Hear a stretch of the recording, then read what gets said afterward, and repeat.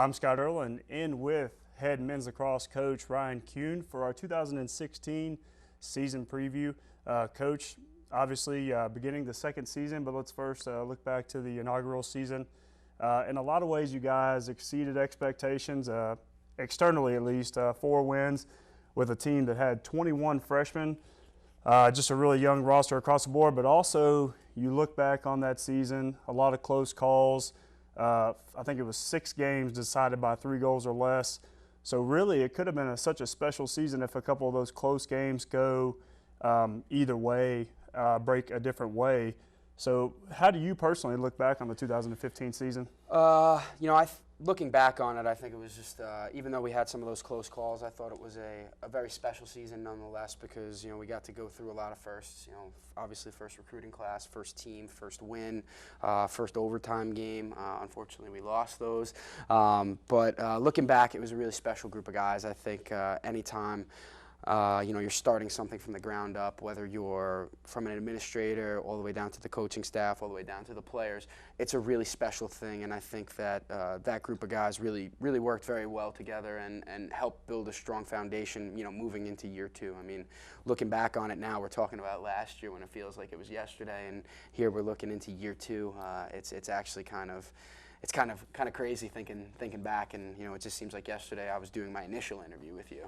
Yeah, it is weird. And now, you look back at last year's team, and you guys were legitimately dominant defensively, top 20 in the country in man-down defense, overall scoring defense, and save percentage. And, you bring back a huge portion of that group. Obviously, Ryan Bank coming back, all-conference last year, and then Joe Medell coming back, stalwart goalkeeper. So just talk about, obviously we know what continuity matters on all sides of the field, but with bringing that group back, and another year under their belt, what is the ceiling for that group being back together for another season? I think Ryan's a special player. He battled through some injuries in the fall, but he's just kind of a guy. He just goes about his business and puts his head down, doesn't complain about anything. He just wants to go out there, play well, and win. And it's really not necessarily about him. It's about the betterment of the whole roster and the whole defensive group, and I think Joe is the same way in the goal. He's actually having a really big competition right now with Colin Parrington, who is a freshman this year. So one of the ways that we're trying to keep things going is that it's an open competition. I don't think we, with the program evolving and bringing in talented players, I think we have to have a competition at everything. I think there's a tremendous ceiling for the defensive side of the ball, but I think that we've actually struggled to kind of get our footing in that because I think that they thought that based on the success last year that it was just going to kind of come, and a second year into the system that guys were just going to kind of seamlessly kind of get into it. But with so many new faces, we've had to really kind of ingrain them just in how we do things and kind of break bad habits. And I think that from the goal out, we have to communicate well as a group and have great play out of our short sticks. And I think last year, because we had such success defensively, a lot of it was because it was just 6 guys and a goalie playing extremely well together. And that's one of the things that we've really kind of focused on in the preseason to really kind of get better at. And I think from an offensive standpoint, we're much improved there. Coach Stewart has done a great job working with our offensive guys and putting them together, and it's actually really challenged the defense to get better. So I think that as both sides of the ball evolve, it's going to make us a better program overall. Well, and you had already alluded to it. The scoring last year at times was an issue with a young squad, just some inconsistencies, but you do bring back your top 4 point scorers. We had just talked about the continuity on the defensive side. You said it's an open position. At every position is open. Mm-hmm. That's the way you go about your business, but it should bode well for that group going forward to have that continuity and bring back so many of your offensive weapons back. Mm-hmm. I think that we've kind of shuffled around some things. I think with some more depth and and a lot of the talent that we return and some of the guys that we brought in, it really gives us an opportunity to really develop within that system. I think we've had some guys that have really stepped up into new positions, into new roles, and they've done really well at adjusting to it. I mean, it's like anything, whether it be basketball, football, hockey, anything like that, it takes some time to develop within an offensive system. I mean, you see in football how many times with a new offensive coordinator, how that adjustment process it takes for those teams to kind of, get on the same, same level with their coaching staff and kind of get a real good grasp and be comfortable with that system. So I think we're progressing to get to that point. Well, and we had talked about it. We've talked about this off air before. 11 players that played in all 14 matches last year back. We had talked about some of those already. But then it was a really volatile year in the Southland Conference in terms of how so many teams were hit hard by graduation. Mm-hmm. So how important is that going to be for you guys to bring back so many guys?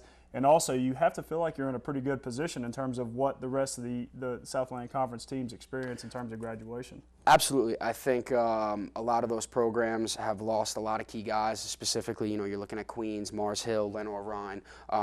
Coker returns a really large chunk of that special group that they had last year. But with some of those greater programs, with those better programs, they don't, they don't really rebuild, they reload. Queens has brought in a tremendous class, Lenoir-Rhyne as well, and those coaches are fantastic coaches. So they're going to have their teams ready. So, regardless of the fact of whether or not we return a lot, we're still very young. So we're going to have to battle against some of those teams that, even though, they graduated a lot, they still have some more upperclassmen than we do. So, we're up to the task. I think a lot of the teams in the conference are going to, because of they look at our record last year, they're going to sit back and sleep on us a little bit, which is fine. I mean, we have no problem with that. We're just going to go about our business. We really like to bring that blue-collar mentality. We don't look too far ahead down the schedule. We really focus on what we're doing now. And I mean, while we're looking, forward to getting into that SAC conference schedule, right now our focus is on Emmanuel. Yeah, and we've talked about all the people that are coming back, but you got 14 players that are ready to make their debuts this season.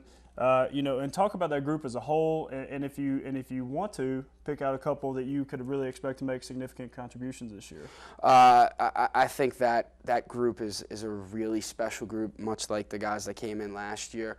They've really adjusted to our system and just not necessarily the lacrosse side of things, but how we do things, whether it be in the classroom, in the weight room. I mean, they've come in and made tremendous strides, not only just on the field, but in the classroom as well. I think we have a really special group of freshmen here. Patrick Cleary on the defensive side of the ball. He's done a really great job. He comes from a pretty good program on Long Island. He was a Bryan All-American, played for Team Long Island. He's done a really great job so far. Kyle Arcuri came from the same high school as Patrick. He's somebody who's done a really good job adjusting to our offense. And then obviously Reggie Golphin from Michigan. He's done a really good job. I'm really excited about, and I don't want to leave anybody out because they're all special in their own way, but I'm really happy with the progress that we've made from top to bottom with our freshman group and with the guys that we've had returning. I think the biggest thing wasn't those guys coming in. It was the guys that were here last year to show them and lead them in the way that, hey, this is how we do things. These are our expectations among our program, and with you guys being here, our expectations are rising. Well, and then February 7th, correct? That is the opener, I believe. Emmanuel. The 6th is at the Saturday. The 6th. February 6th, excuse me, the opener against Emmanuel here in Harrogate. Be there. Coach, we're really looking forward to the season. Thank you for joining us today. Thank you so much for having me.